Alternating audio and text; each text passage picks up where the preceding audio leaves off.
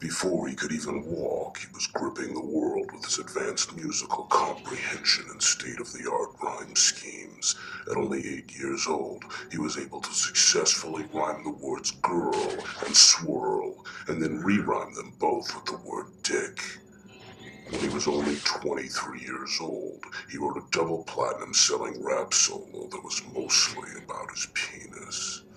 Also at age 23, he wrote a double Grammy award-winning rap solo that was completely about his penis. He's still exploring the combined artistic boundaries of his rap, sexual organs, and excretions. He's still 23. Nah, I told you I want an ounce, yo. You know him as BiGGa B.L.D, aka Baseline Donor.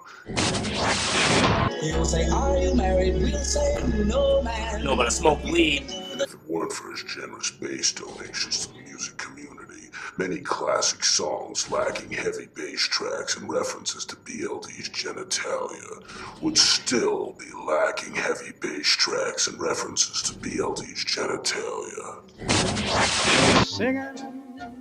Singing in the rain.